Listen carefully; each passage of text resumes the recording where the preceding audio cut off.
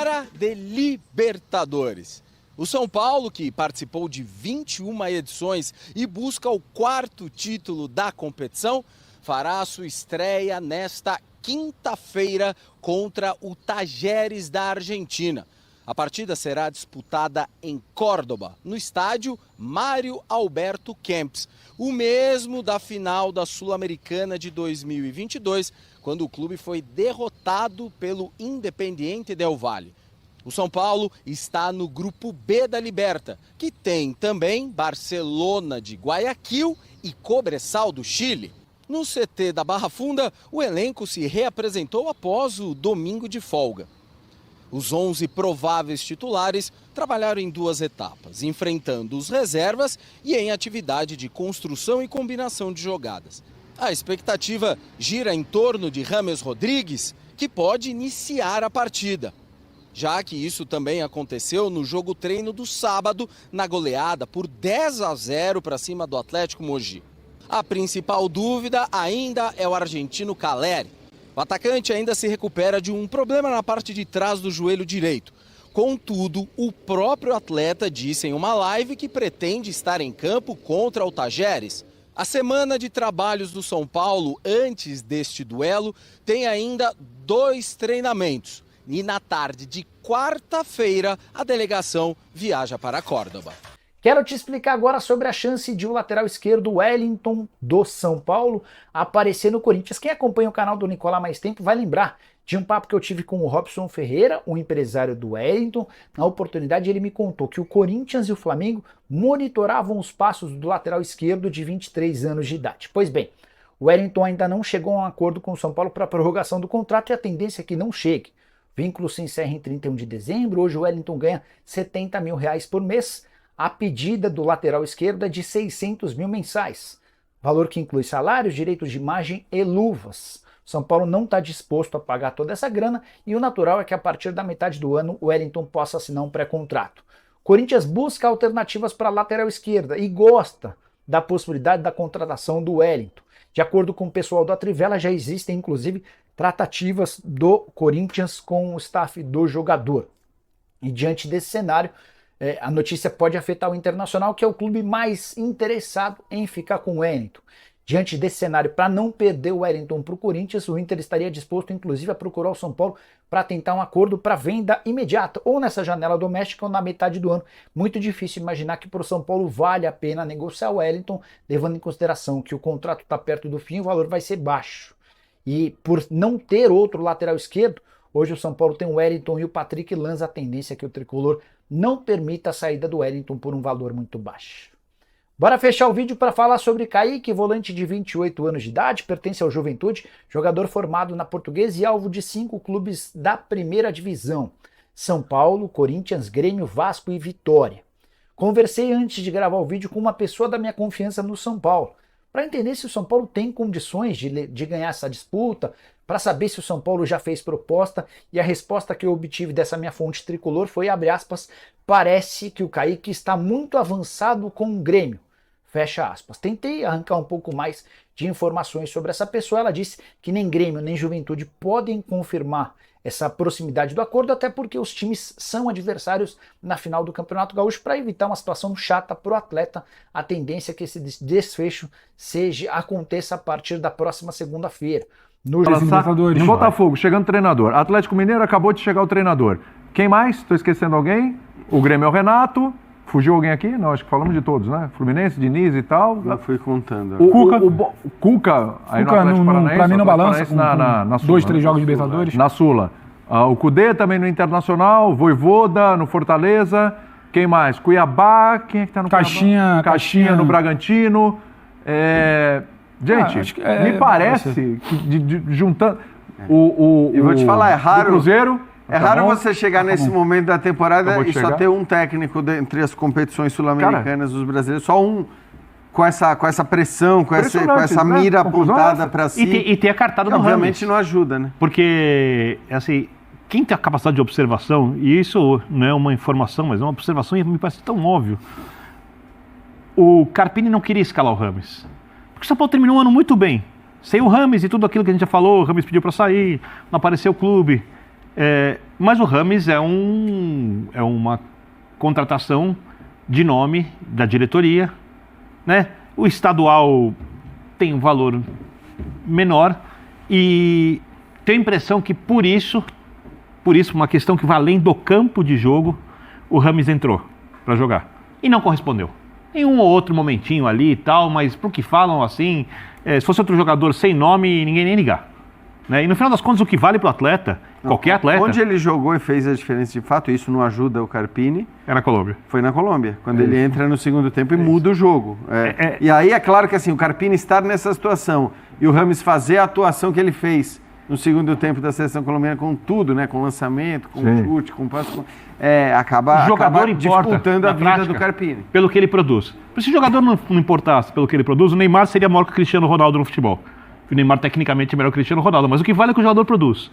E ainda mais pelo clube, né? E um clube que quer muito a Libertadores.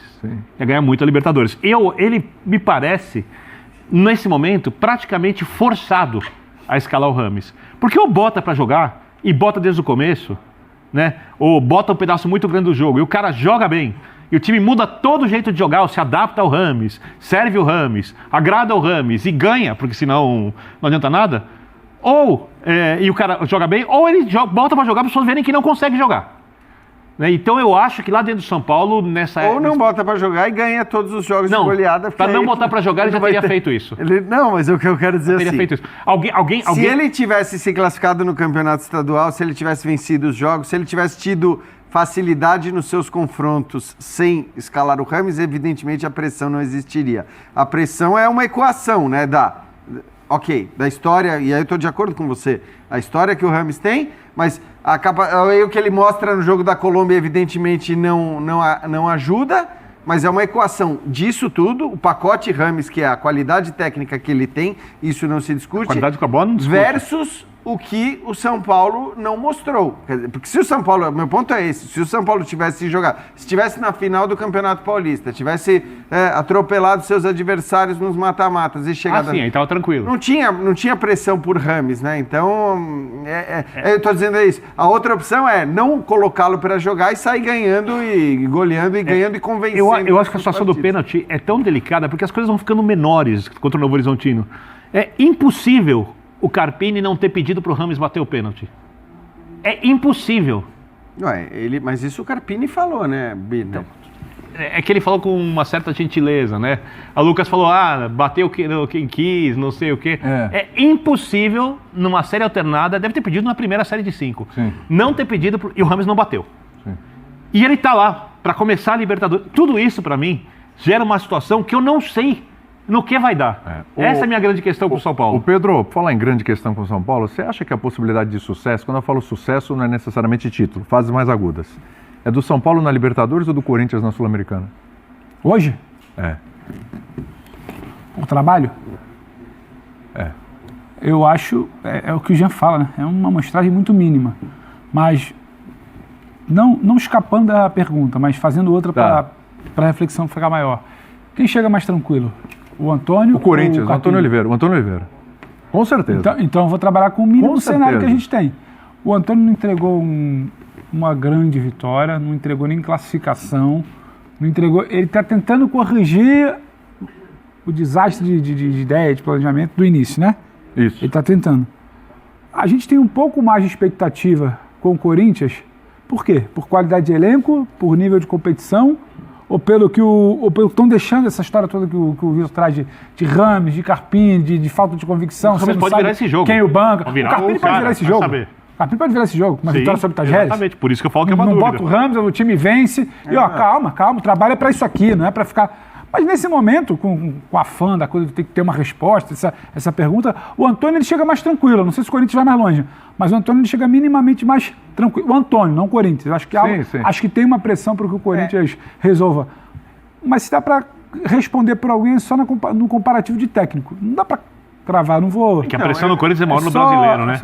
Então, porque eu acho, assim, para responder a sua pergunta, para mim a vantagem do Corinthians... E a Sul-Americana tem uma pressão menor também. E entendo quando o Pedro fala, o Antônio chega numa situação de menos pressão do que o Carpini, não tem dúvida. Esse é um ponto favorável ao Corinthians. Por outro lado, estes jogadores do São Paulo que ali estão já jogaram mais futebol do que os jogadores do Corinthians que ali estão. Sim. O Corinthians é uma remontagem maior, é um time que a gente ainda não sabe onde vai dar. Claro que pode jogar mais do que jogou até aqui, não tem dúvida nenhuma disso, mas a gente não sabe. Então, assim, o futebol ele está mais próximo desse time do São Paulo, que já jogou um futebol decente. Perdeu o Beraldo, claro que é uma perda pesada, mas O Nestor assim, tá fazendo falta mas também, não machucado. é... Mas não- acho também que o Corinthians talvez precise de Só que, menos assim, para avançar numa Sul-Americana. meu Então ponto fica, é esse. sabe? Esse é o meu ponto. O meu ponto são os outros. Quer dizer, a vantagem do Corinthians não tem a ver com... Não é sobre si. É. A vantagem do Corinthians são os outros. O Exato. Corinthians está na É Sul-Americana enquanto o São Paulo está na Libertadores. Se o São Paulo tivesse- Tá claro que a expectativa Apesar que, do vamos lá, Corinthians- o grupo do O São Paulo Corinthians na é um grupo Sul-Americana, até certo perigoso. O São Paulo na Sul-Americana eu mas- esperaria mais do São Paulo. Mas o O grupo do Corinthians na Corinthians- Libertadores, eu esperaria mais do São Paulo também. Mas Só o que grupo do Corinthians são coisas dá pra diferentes. passar, gente, em primeiro, hein? Na Sul-Americana, Na Sul-Americana. tem que pensar que sim. Né? Dá pra passar em primeiro, né? Você Pensar falou que que é um sim. grupo perigoso, não acho o grupo do Corinthians perigoso. Você acha que não pode ficar em segundo? Não pode. Pode, mas você olha E o grupo até em do segundo você Corinthians... pode eu seguir também- na Sul-Americana. Agora, que é o claro, playoff. claro que a pedreira é maior na Libertadores. Mas dependendo dos cruzamentos, você consegue... O Corinthians na Sul-Americana parece, mas, por exemplo, tem o Internacional, só falar dos brasileiros, você tem que manter conta. Internacional, Fortaleza... Você fala de O grupo do dois, Fortaleza é mais difícil que o Bragantino, grupo da Libertadores. Não sei nem se Fortaleza passa, é complicado. Tem o Boca, tem o Racing. A Sul-Americana não tá Não esse tá. mamão com açúcar. Não, é um torneio que já vale foi muito ganhar, outrora. tá? É? Não é um torneio a ser Mas desprezado. para você ir mais longe, eu acho que assim, hoje, claro que a gente olha para a situação de São Paulo e, obviamente, por ser um time que já jogou o futebol, que é o campeão da Copa do Brasil, disputada contra os melhores times do Brasil, nos quais hoje o São Paulo não se inclui, mas o São Paulo ganhou uma competição em que esses times estavam todos disputando.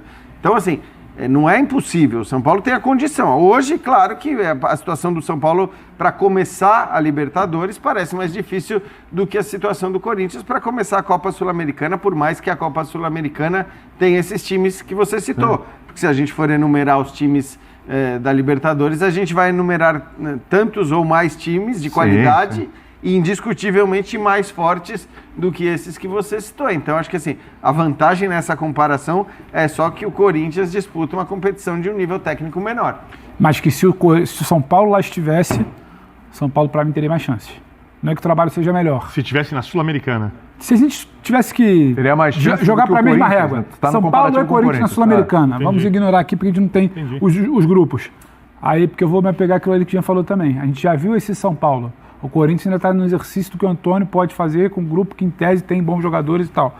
Então, assim, eu acho que o Corinthians está numa competição abaixo, pese a outro, mas se trouxesse para a mesma régua, o São Paulo estaria à frente. Mas não existe a tal mesma régua.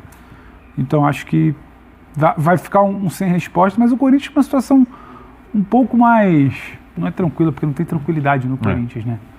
Mas engraçado, né, que- tem menos pressão nesse início de Sul-Americano do Corinthians do que no início de Libertadores de Mas São como Paulo. é que é olhar para a Porque Sul-Americana? o São Paulo está voltando para a Libertadores depois de muito É tempo. O isso. São Paulo Sim, tem uma sim, relação sim. com a Libertadores. São Paulo é Sim. gigante por conta do Estreia número contra o de time que o títulos. eliminou na fase de Tá. pré-grupo de Tem um Libertadores. pezinho maior nesse início, então. Para tentar responder. pezinho maior. Pro São Paulo. E como é que o Corinthians Pezinho? tem que tratar essa Sul-Americana? Porque o ano passado o Corinthians Com foi muito tratando carinho, a com Sul-Americana muito daquele carinho, jeito, né? porque- Vai, até Se que não hora comprometer o que brasileiro, vai. a partir do momento que não comprometer É o pra brasileiro... brigar por título, é Pra pro mim, com Corinthians prioridade. pensar lá no Eu também. título. Prioridade. Com prioridade. Porque Porque para mim não vai brigar no Bora fechar o vídeo para tratar sobre a grande notícia do final da noite de segunda-feira. O São Paulo divulgou por meio das suas redes sociais a renovação do contrato com o Arboleda. Foram meses de novela e tentativas. No dia 4 de fevereiro, o presidente Júlio Casares demonstrava enorme otimismo na prorrogação do contrato. Quase 2 meses depois, enfim, esse acordo aconteceu. O Arboleda vai passar a ter vínculo com o São Paulo até dezembro de 2027. O contrato atual se encerrava em dezembro desse ano. Ou seja, se cumprir todo esse período de contrato, o Arboleda ficará 10 anos no São Paulo. Ele chegou em 2017. Até aqui 264 partidas, 18 gols e 3 títulos conquistados. Campeonato Paulista de 21, Copa do Brasil de 23 e a Supercopa de 2024. Bora aos números. Hoje o Arboleda ganha R$500 mil por mês e ele cobrava do São Paulo um aumento para algo na casa dos 800 mil mensais. A informação que eu tive é de que o São Paulo se aproximou dessas cifras. As luvas de $1,5 milhão, que equivalem a mais ou menos R$7,5 milhões, elas serão distribuídas ao longo do tempo de contrato. Para completar, O assunto que tornava essa renovação pendente dizia respeito às dívidas que o Arboleda tem no mercado. Eu já contei sobre elas para vocês, mais de 5 milhões de reais para uma série de empresários. Enfim, a vida do Arboleda fora dos campos é caótica. Num primeiro momento, o São Paulo se comprometeu a assumir 100% das dívidas. Depois o São Paulo recuou, até orientado pelo departamento jurídico. No final das contas, as partes se entenderam, cada um cedeu um pouco e o Arboleda continuará no São Paulo. O tricolor se livra de qualquer risco de perder o atleta, que a partir de julho já poderia assinar um pré-contrato. Excelente notícia para o torcedor do São Paulo. Se o Arboleda fora de campo é um problema, dentro de campo ele tem sido uma solução. Jogador que empresta muita segurança ao sistema defensivo. E você, o que pensa sobre essa história? Use espaço para comentário, não esquece de deixar like.